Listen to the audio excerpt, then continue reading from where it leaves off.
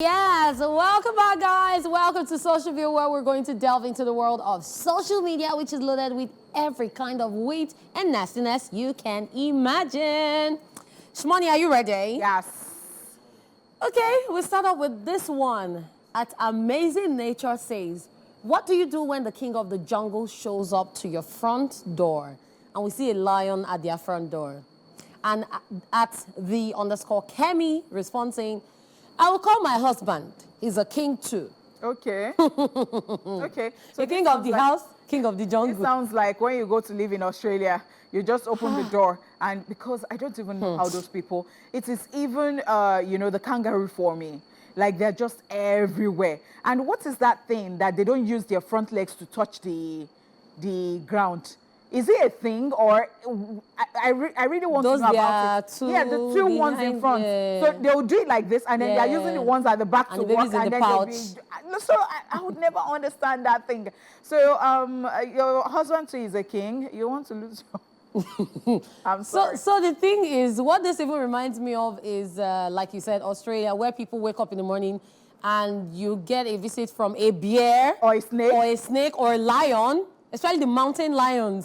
It's crazy. I saw this news a while back of this woman who survived fighting off a bear that was about to attack a child. Apparently, a child saw the bear coming and was going towards it thinking it was toy. So she had to get the baby. The thing was almost attacking. She had to fight off the bear to get her child I think into I even the saw house. something like that. Yeah. Yeah, so it's crazy. Like, it's very wild.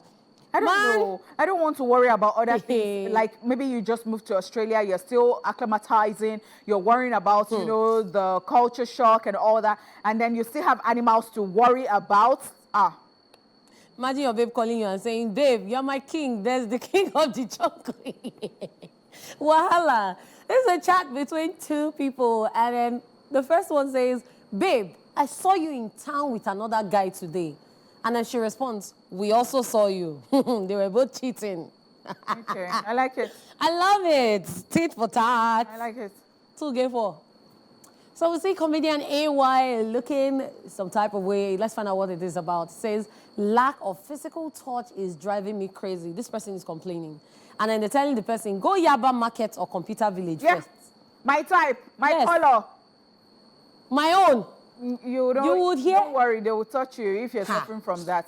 Just go to... Any market, Any market. Any market close to you, they go will there. touch you. You'll be tired.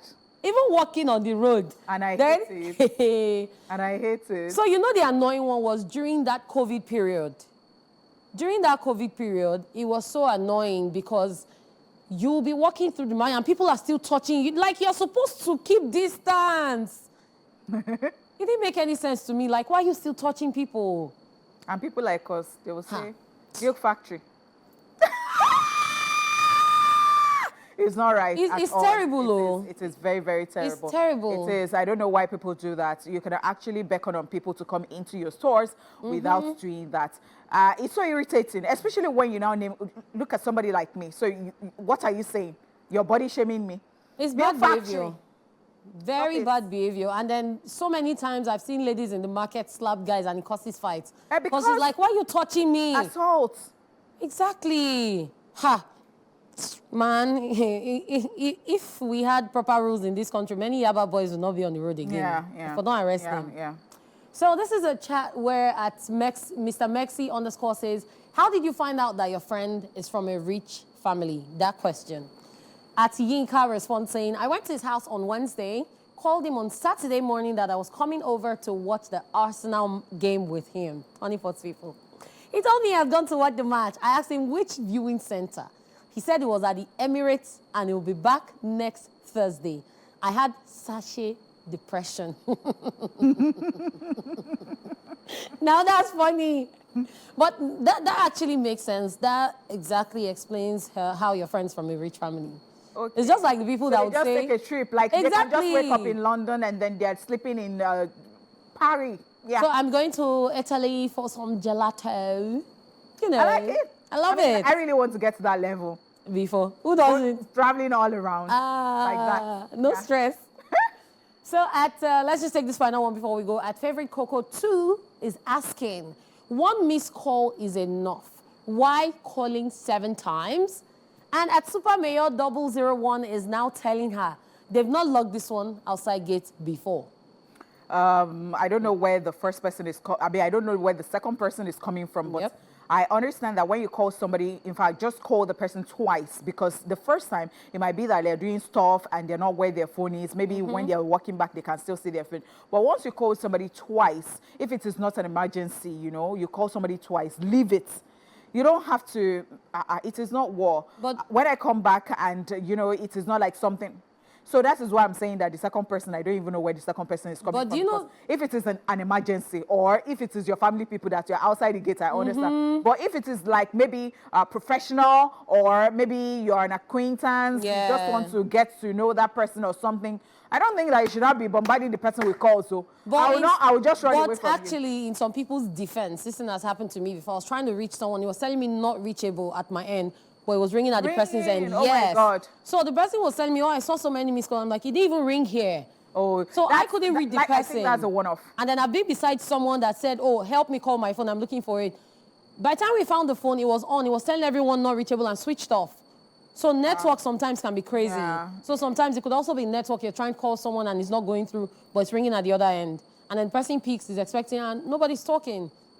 So it happens. It be like that sometimes. But when somebody calls you like 7 times and you're just waking up, your heart comes into your mouth like, I hope everything is fine. Everything is okay. Somebody has called me more than 20 times before. I woke up to see 20 missed calls. I was like, what's going on? I called the person immediately and said, hello, I'm just checking on you. Oh, God. Oh, God. Oh, God. And somebody like me that God is just helping like this, my mood can just be, sometimes I can't even explain my mood can just be like, chaka, chaka, chaka.